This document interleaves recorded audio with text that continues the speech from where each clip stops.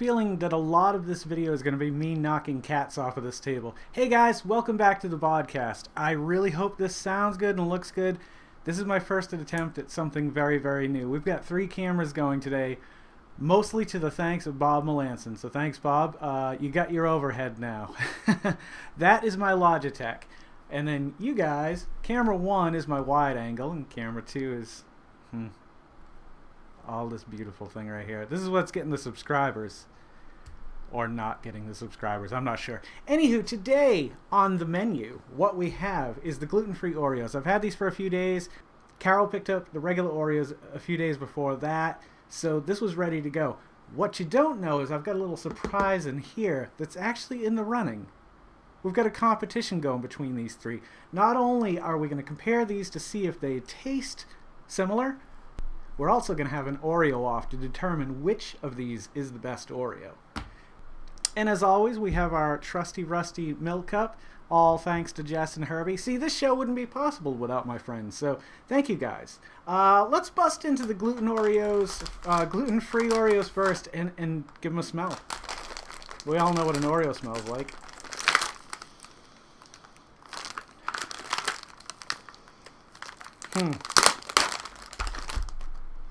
That's interesting. They don't smell like super... I mean, they smell like Oreos. Let me smell a regular Oreo and see... Or not a regular Oreo. Let me smell these Oreos. Yeah, that hits me a little bit harder than this hits me here. It's close, though. I mean, the smell's, you know, comparable. This just seems a little bit lighter. These are a little bit older. They've been open a few days, maybe a week now. So possibly that could be what's causing this weird conundrum. Let's give it a little twist. Let's see if the cream comes off just as easily with these new gluten-free Oreos as it does on a regular Oreo. Oh, no it doesn't. Nope, no it doesn't. It is well, you could. You definitely could.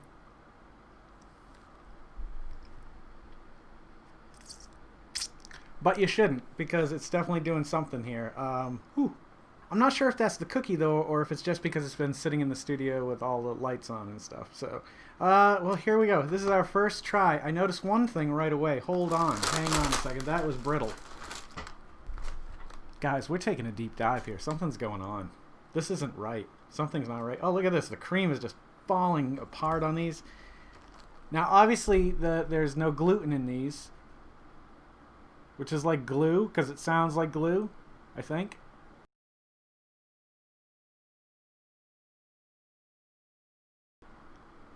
Now that could be causing that the brittleness of the cookies. Let's just put these off to the side for now. I want to go in fresh. I want to break one. Yeah, it's definitely more brittle. The cookie is definitely falling apart on me. What am I doing with milk?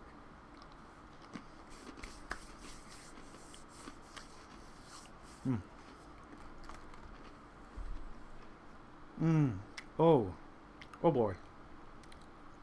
The cookie is good. The cookie is like nearly spot on, but the cream, the minute I just lick the cream, like if I just eat the cookie, I didn't notice it so much. There was definitely something weird about it, something a little different, and it's the cream. Isn't it always the cream? Yeah, even going hard with the cream in my mouth, it's fine. It's when you take the cream, I mean, it's not fine. I can definitely taste there's a difference there. However, it's not leaps and bounds and not worlds apart here. It's very similar. They've done a good job.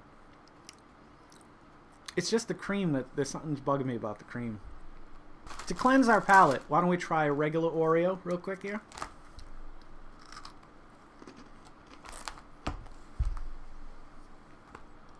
I just tried to lick this cream off of it. Now, these... I'm so confused at what's on the table. I'm going to get a new one out. These...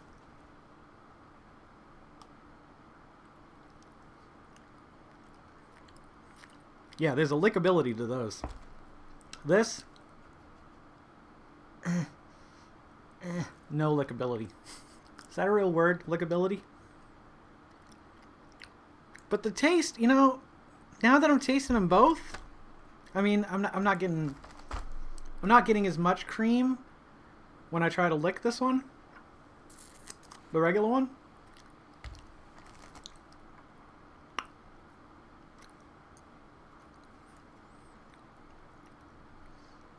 Yeah, there's definitely a consistency issue here. And a little bit of a waxiness that it leaves on your tongue. It's just not leaving my mouth.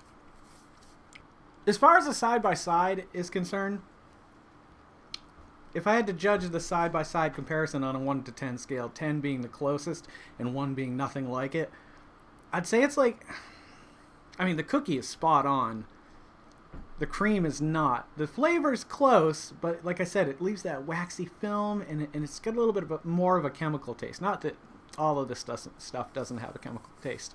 I'd give it an 8, though. It's really close. I mean, if you can't eat gluten, then this is the way to go. Like, it's not bad. It's close enough that you're never going to notice the difference, especially if you haven't had an Oreo in a while because, you know, you can't eat them.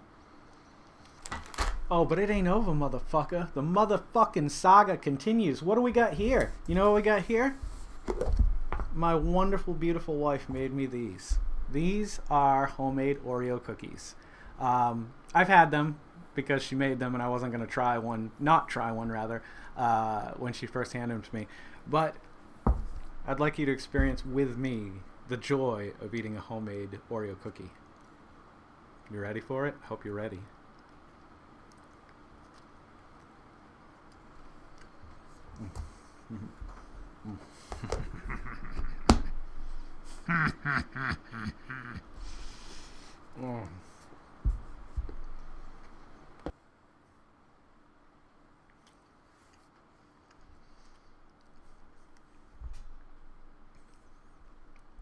To be fair, this is very close to an Oreo cookie, but there are some things that separate it from being an Oreo cookie and not being an Oreo cookie.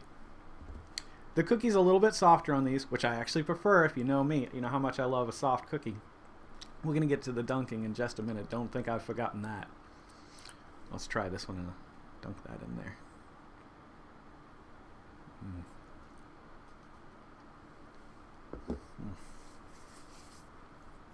That is so much better than an Oreo cookie. I would much rather eat those than Oreo cookies. Not that Oreo cookies are bad, but when I try this with all natural ingredients, like butter and sugar, you know, besides something so processed, that is so good. It is so delicious, and it just doesn't really compare. So as far as the score goes for the gluten-free Oreos, I would give them... see, this is tough, because I would say an 8 on being like an Oreo. Like an Oreo's okay, but I don't really go out of my way to usually eat just regular Oreos. I like to try the different flavors. They're just... I'd give them like a 7 in the world of sweets. So if that's the case, then I couldn't give these an 8 on an Oreo scale. I'd have to give them more like a 5, which seems about right. Comparatively, they're very close. Like I said, I would give them an 8 in comparison. But on their own, I'd say they're like a 5, where Oreo is probably about a 7 in my book. It's so funny. You guys can't see this, but there's a camera right here. Right here. It's like just out of frame. Like, it's insane how close it is. I'm amazing. I did a really good job setting it up, is what I'm saying. All right, the last test will be the dunking. I don't think we need to do... No, we don't need to dunk an Oreo. We're just going to dunk a gluten-free Oreo and see what it does. I did notice that these were a little bit more crunchy. So I'm going to go a little bit more vigorous on my dunking here, just to make sure it's really well saturated. Oh, mud in my mouth. Oh, oof. I got a little too milky that time. Let me try again. But in a case like this, I mean, you really want to make sure that that cookie is clean. And always make sure you have nice, clean hands before you dunk your cookies. All right, let's see. Okay.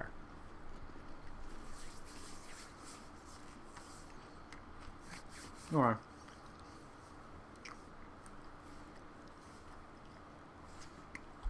After dunking it in milk, I would say it hasn't changed the score at all. I'd still give it a 5 on an Oreo scale, and on a comparison scale, I'd give it an 8.